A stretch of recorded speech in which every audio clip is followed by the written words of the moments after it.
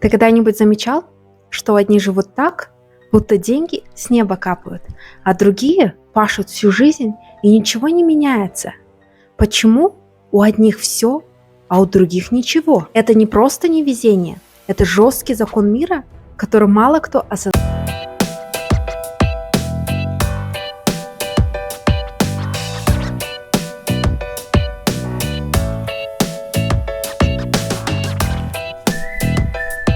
Сегодня разбираем, как работает правило 1%, почему богатые богатеют, а бедные беднеют, и как это связано с тобой. 20 миллионов россиян живут за чертой бедности. То есть их доходы меньше, чем 14 026 рублей. Мы не живем, а выживаем. Подписывайся на канал, давай разбираться вместе.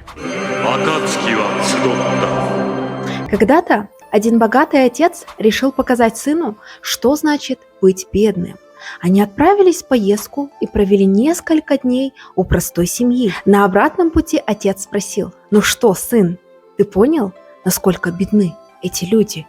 Мальчик ответил: «Да, отец, но я увидел, что у нас одна собака, а у них 4. У нас бассейн, а у них бескрайний ручей. Мы покупаем еду, а они выращивают ее сами. У нас стены для защиты, а у них друзья». Отец застыл, а сын добавил: «Теперь я знаю, насколько мы бедны». Согласитесь, мы обожаем делить мир на бедных, но добрых, и богатых, но злых. Чуть ли не все детские сказки учат нас этому. И вот мы вырастаем с установками, что деньги – это что-то плохое. И дорвавшись из грязи в князи, нам сносит крышу. Как и в России, в Казахстане началась охота на блогеров.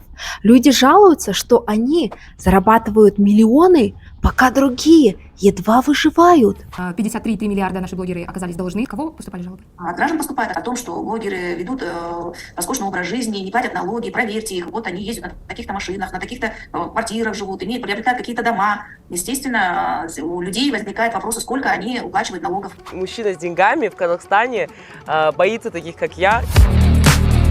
Всех волнует вопрос, как она купила, причем не бэушный урус. Когда я видела в Москве девочек на таких машинах, думаю, блин, вот с кем надо встречаться, чтобы купить себе такую машину? Сколько стоит такая машина? 450 тысяч евро. Я их понимаю. Когда я работала в офисе, за $850 в месяц, я сидела и просто офигевала, когда узнавала, что какая-то там Байзакова, блогерша из Казахстана, за 15 секунд сторис получает $1500. 15 секунд, и у нее в 2 раза больше, чем у меня за месяц с 9 до 6.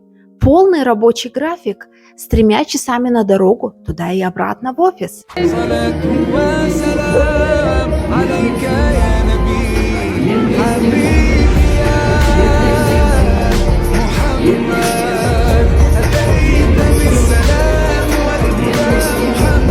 Так почему так происходит? Добро пожаловать в капитализм. Капитализм – это когда основной смысл жизни превращается в гонку за прибылью. Правила игры, стремление к деньгам – главное.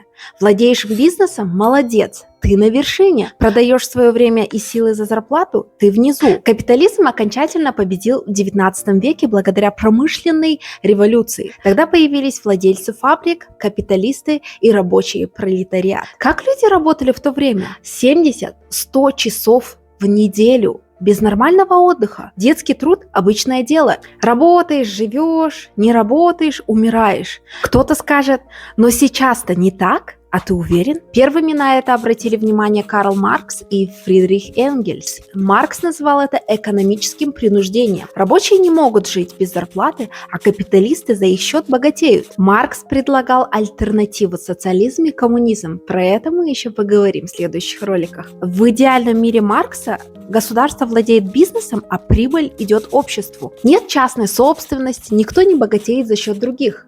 Но социализм почти везде проиграл. Сейчас у нас социальный капитализм, когда у бедных есть пособия, а у богатых миллионы. Но мы же понимаем, что это не делает систему честной, потому что здесь богатые богатеют, а бедные беднеют. Кто-то рождается в семье с миллионами, и его деньги делают деньги.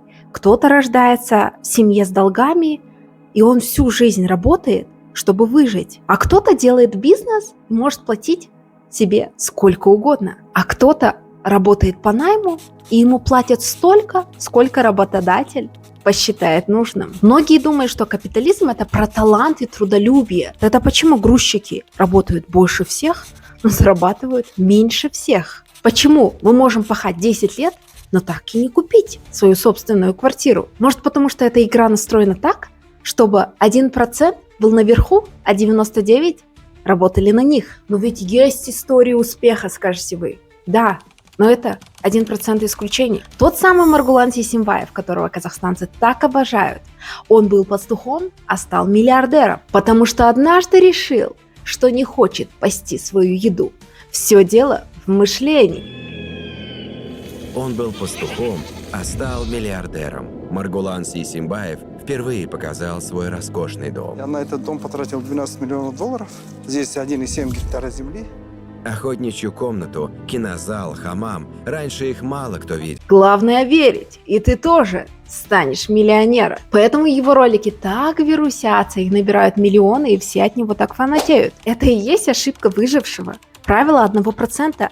Когда ты видишь примеры из грязи в князи, но не видишь 1000 тех, кто не смог. Так почему богатые всегда будут богатыми? Вопрос не в том, что ты не стараешься. Вопрос в том, что вся система заточена под тех, у кого уже есть деньги. У них лучшие связи, лучшие юристы, лучшие инвестиции.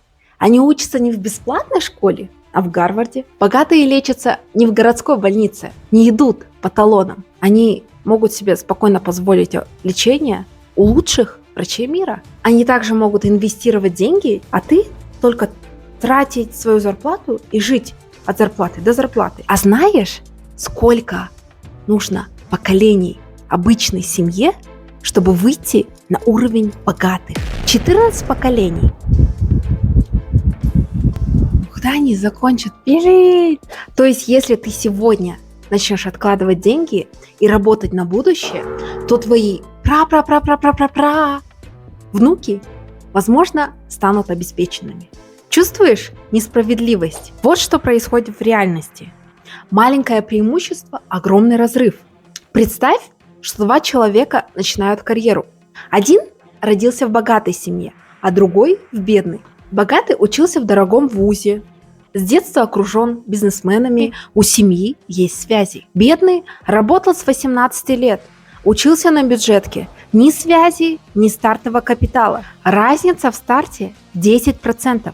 Разница через 10 лет 100.